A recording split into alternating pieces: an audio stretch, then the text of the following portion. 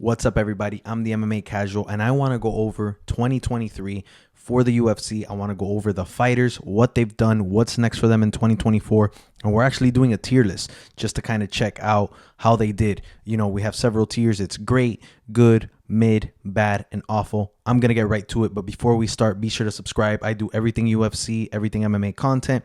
Been a little lost for about a month or so, personal stuff, but I'm back and I'm better. Let's get right to it. Alex Pereira. What a year for this guy. 3 fights. Starts off by losing to Israel Adesanya. Hey, scratches that off his belt. Moves up to light heavyweight. Fights a former champion in Jan Blachowicz. Fights a former champion in Jiri Prochazka. And ultimately becomes the light heavyweight champion. I'm giving him a good year just because he did take that loss to Israel Adesanya and lost the belt. But other than that, what a phenomenal year for him. Next up, Israel Adesanya. And Israel Adesanya was obviously someone we just mentioned. He fought twice. He beats Alex, which is great. He becomes the middleweight champion yet again.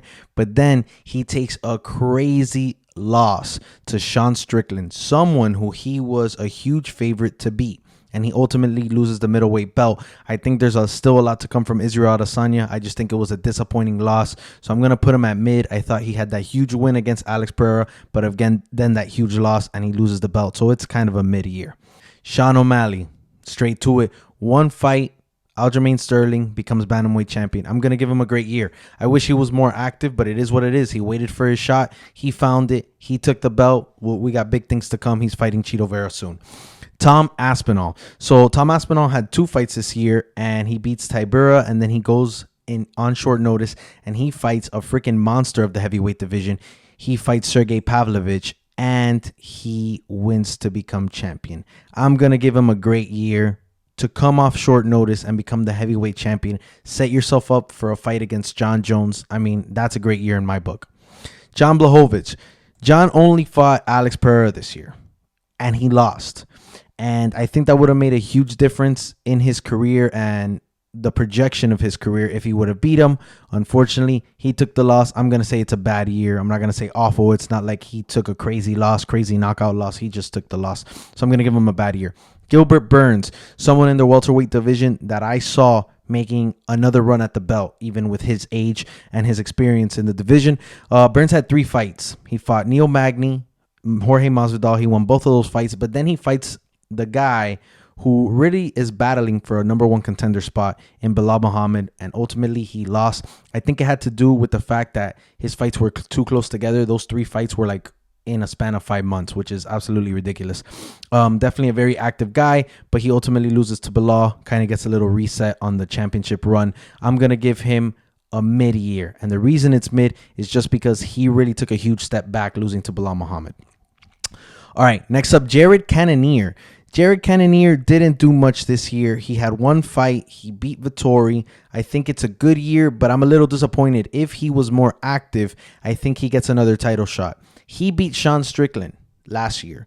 Comes in, beats Marvin Vettori. I think you could justify him getting another shot soon, but he needs to fight. Sean Strickland, who lost to Jared Cannonier last year, and we're going to talk about in a little bit, moved up and fought and actually won the championship. So there's a lot to say about that. Henry Cejudo, man, 1 fight, come back, fight the champion. Aljamain Sterling takes a loss. He still looks sharp. He still looked good, but we got to be honest, it's not the same Henry Cejudo. Even though it's a loss, I love the fact that he came out of retirement, really went out there, gave it all he got. I give him a mid-year. It's a return year, you know.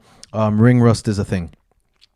The Korean Zombie. Yes, 1 fight against Max Holloway, and he ultimately loses. But one thing I got to say about the Korean Zombie is that he's a living legend, and the way that he retired, the fan base and everything that was done for him in that last fight was fantastic. I think he left with a chip on his shoulder, and because of that, I'm going to give him a good year. Solid retirement year. He took a rough loss against Max Holloway, but to leave like that is just beautiful. I don't think a lot of MMA fighters get to retire with such grace and such a huge fan base screaming his name.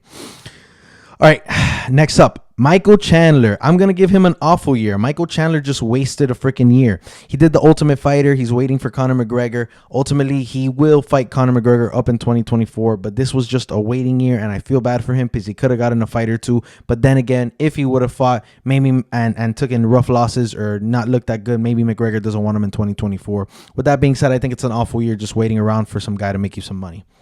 Hamza Chimaev. Hamza Chimaev, one fight, moving up in the middleweight division, fights one of the best welterweights of all time in Kamaru Usman. Close fight. He gets the victory. I'm going to give him a mid-year. With someone like Hamza Chimaev, to his caliber, the potential he has, the superstardom he has, to come in, fight a champion who's on a decline while he's also moving up in division, while Usman also came in on short notice, and to give us a decision win over Kamaru Usman, I'm not too impressed. I need more activity from him, and I think he had a very wow first round, but moving into rounds 2 and 3, they were debatably Usman, so I'm not too impressed with Hamza Chimaev. I think it was a mid-year. We need more activity from him. Next up, Paulo Costa. 3 fights scheduled, 3 canceled fights. Paulo Costa, what the hell's going on? Yeah, the gimmick, secret juice, all funny on Twitter and Instagram, but you're wasting our time. You had a rough performance against Luke Rockhold in 2022. We expected something, maybe you coming back, maybe you being more active, but you're just kind of wasting away your prime years waiting for, a dollar sign from Dana White, and it's obviously not coming. He needs to get active, because if not, we're just going to forget who Costa is. Colby Covington, I'm going to give him an awful year as well. Colby Covington comes back from his issue with Masvidal on the streets of Miami, and he goes straight for the belt. He gets absolute Dana White privilege. This would be his 3rd shot at the belt. He had 2 previous losses to Usman for the title. He goes in against Leon Edwards, and he absolutely shat the bed. He looked like he was so scared to lose that fight that he took no risks, and he basically just fought Leon Edwards' fight. Ultimately, yes, he didn't get knocked out. Good for him, but I think he took a huge loss this year. He lost that fight against against Leon Edwards in front of Donald Trump. He looked like a total asshole in the press conference.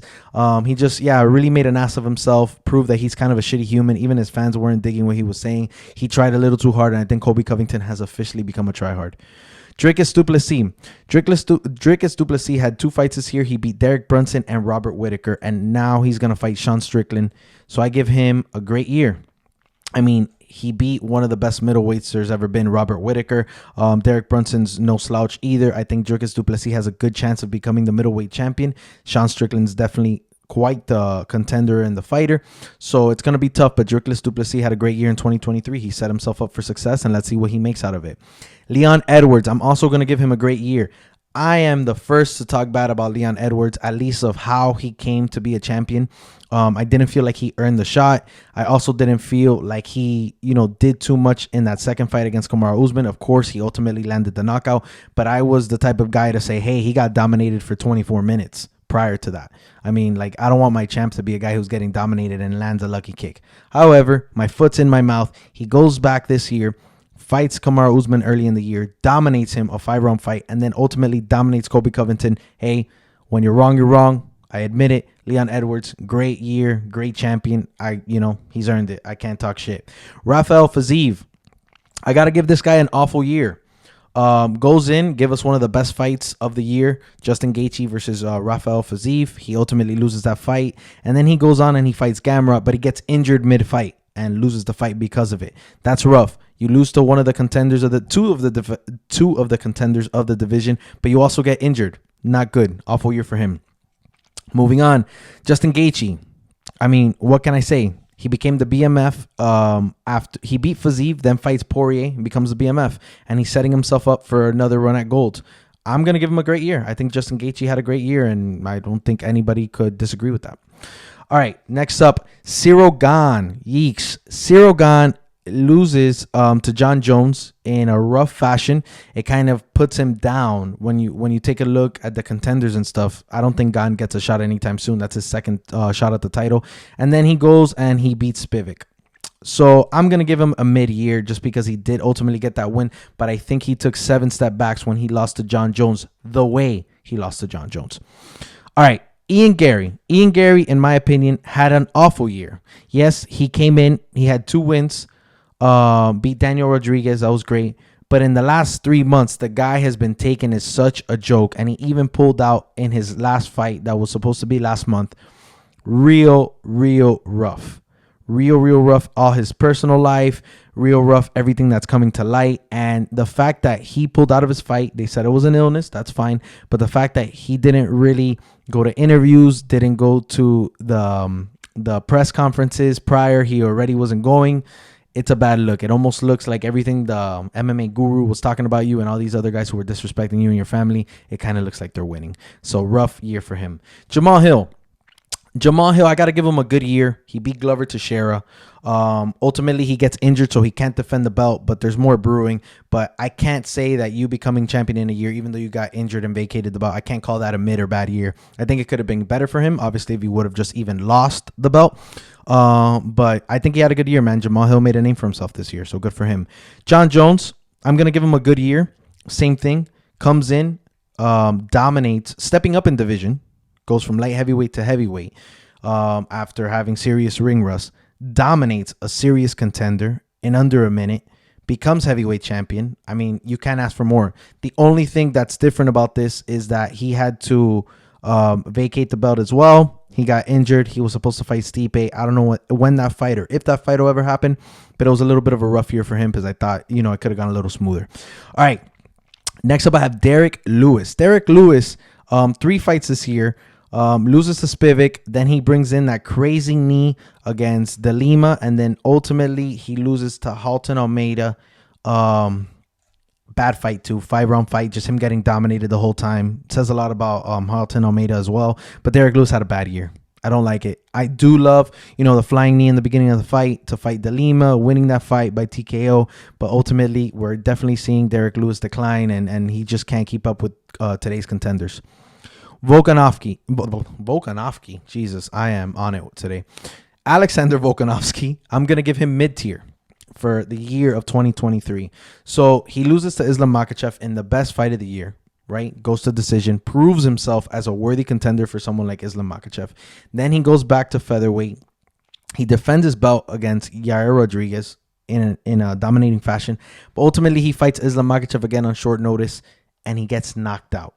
And the issue with this year for me, and the reason I think it's mid for Volkanovski, is because this year proved that he's not a god. Because up to this point in the last 4 years, we see Alexander Volkanovski, especially the last 2 years, as a freaking god. Nobody could touch him. He's dominant in the featherweight division. And I know he moved up and he took on a crazy challenge, but I think it proved that he's human. And I think it proves that Ilia Topuria has a good chance against him early this year. So I'm going to give him a mid-year, especially for where we hold him. In what regard?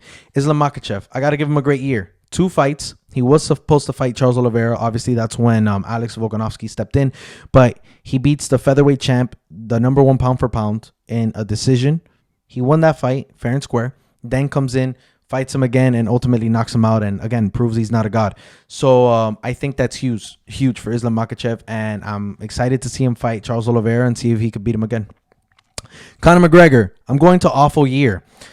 Conor McGregor's living a great life. I have to say, I'm sure 2023 was a fantastic year for him. But as far as the UFC goes, he's just diddle-daddling. He's back in the USADA testing pool. He did the Ultimate Fighter. A lot of jackassery there. McGregor doing what he does best. Keep freaking teasing us for the long haul. Stipe, same thing. I'm going to say awful year. They started mentioning his name. We're warming up to him and John Jones. Then John Jones gets injured. So Stipe has to back out and he's not willing to fight anybody else. That's an awful year to me. That paycheck's just staring at him, but it's not being cashed in. Robert Whittaker. Man, my guy Whittaker. So he fought once and he lost to Dricus du Plessis. And I think that's a rough one for him because up to this point, there's no one who's had his number unless it was Israel Adesanya. And Dricus du Plessis beating him the way he did, knocking him out, I think he's taken a few real step backs. So I think it's a bad year for Robert Whittaker. I hope there's more to come. I know him and his family just had another baby. So that's 5 kids he has now. So good for him. Great year 2023 for him. But in the octagon, I'm going to say it's a bad year for him. Next up, Aljamain Sterling. I'm going to say it's a mid-year. You beat Henry Cejudo, but you blame ring rust and things like that, but he's still a legend in the bantamweight division. You beat him, and then you lose the belt to Sean O'Malley by knockout. I think that's a mid-year. You lost the belt, and ultimately it seems like Sean O'Malley kicked him out of the division because now he's going up to featherweight to fight. So I think it's a mid-year for Aljamain Sterling. Bilal Muhammad. He only fought Gilbert Burns, and he's waiting for that title fight. I think he's a serious contender. I'm waiting for Dana to give him the title shot as well. He's been diddle daddling in the division. He's definitely waiting for a shot like Sean O'Malley. I just don't think Bilal sells the same way, so Dana will keep him there as long as he feels appropriate. If there's another welterweight contender who's more deserving, but I think Bilal deserves it. I would love to see him and Leon fight, but right now, a mid-year, he beat Gilbert Burns, which is a great win, but nothing crazy for me. Sean Strickland, I think it's a great year. Nobody last year could have told me that they thought Sean Strickland was going to be champ after he lost to Jared Cannonier. He comes in, beats Imavov, Magomedov, and then ultimately he dominates Israel Adesanya, the second best middleweight of all time, in absolutely dominant fashion. 25 minutes of dominance, and Sean Strickland became our middleweight champ. Power to him. He fights Dricus du Plessis coming up, and it's going to be a huge fight. Ilia Topuria absolutely dominates Josh Emmett. I think he had a good year. He set himself up for a championship fight against Alexander Volkanovski. What else do you want in the featherweight division? Young, very talented, very skillful, fantastic striking. I love him. And he beat Josh Emmett in such a crazy fashion. I mean, there was a 10-7 round, which you don't see ever. And he pulled that through. All right, Kamaru Usman. So Usman took 2 losses, so he gets kicked out of the welterweight division. Leon Edwards puts a nail in the coffin for him after he beats him by a very decisive win. And then he fights Hamza Chimaev on short notice. He did look better in that fight, but we can't change the fact that it was a loss as well. So I'm going to put that as a bad year for Kamaru Usman. There's nothing more to say. Tai Tuivasa, I'm giving him a bad year too. 1 fight, lost to Volkov, also in a dominant fashion. He couldn't get anything going. Just Volkov was too big for him. And he's on, I think, a 3-fight losing streak. So that's a little rough for Tai. So let's see what 2024 has for him. I would love to see him, hit some shoeies in the octagon, knock out a few guys, get back into the swing of things. But as of now, it was a bad year. Chito Vera. I would say it's a bad year because he got dominated by Corey Sandhagen, but I'm going to put mid because somehow this man has managed to get a title shot against Sean O'Malley after a loss to Corey Sandhagen. Corey Sandhagen got injured. He had to take care of that. Ultimately, I think what does it for Chito is that him and O'Malley have history. Chito technically has the only victory against Sean O'Malley. So I think they're just rebooting that fight because it'll make them the most money. But Marlon Vera had a very mid-year. And to be honest, I would even call it a bad year because he did not look good against Sandhagen, but he is going to get a title shot. Charles Oliveira, what can I say? Comes back. Beats Beneil Dariush, which is a big win to have, and then he gets a title shot set up, but he had to pull out. So for that, I'm going to give it a mid-year. Yes, it's good because he got the title shot, but he had to pull out, so nothing really happened. Hopefully he comes back stronger than ever, and we get to see what happens. Pantoja, great year, becomes champion, beats Brandon Moreno, recently fought Royval, wins that fight as well. I think he's very dominant. I think he's a great champ. I think there's a lot left to see from him. I think he'll be the champ for the rest of this year, if you ask me. So kudos to Pantoja. He has a lot more to do in that division. Sergey Pavlovich, man, beats Curtis Blades and then loses to Tom Aspinall. I'm going to make that a mid-year. I don't think this guy's done. I think he fights for gold once more.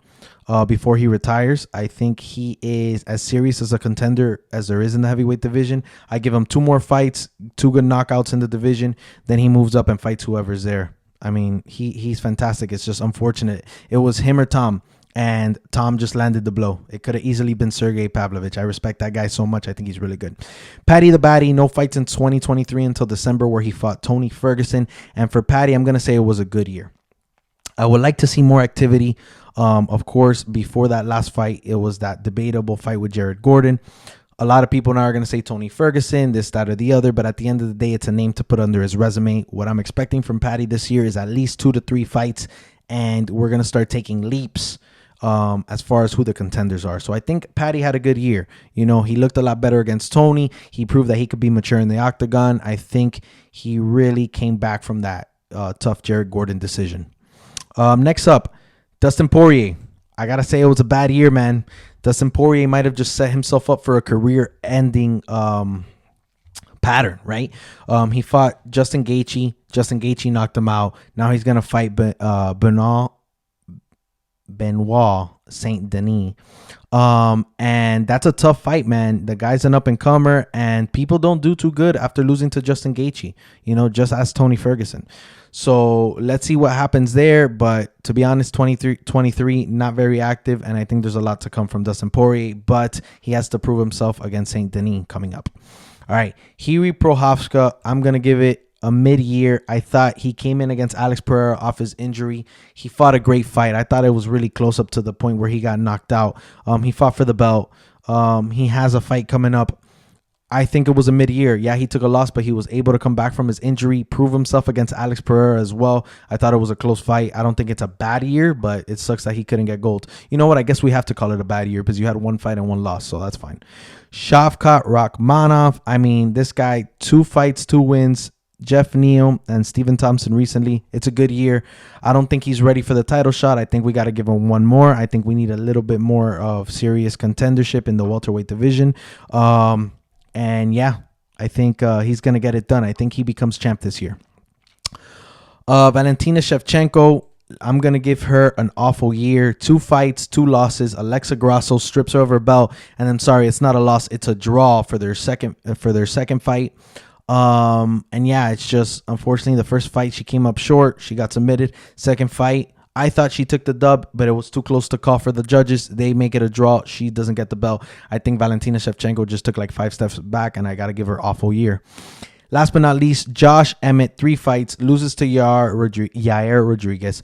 Ilia Topuria, that dominant performance by him, and then ultimately he beats Bryce Mitchell now, where he basically leaves Mitchell seizing on the canvas. That was absolutely bananas. So with that being said, I'm gonna give him a mid-year just because he gave us probably the knockout of the year against Bryce Mitchell. But other than that, against Yair Rodriguez and Ilia Topuria, those are 2 tough fights, but 2 fights where he got outclassed. And I don't think that's great. He definitely came back against Bryce Mitchell, but I think he has a lot of ground to cover to fight again for a championship. So guys, let me know what you think below. Let me know if you agree or disagree. I'm the MMA Casual. Be sure to subscribe. I love to hear your comments. See ya.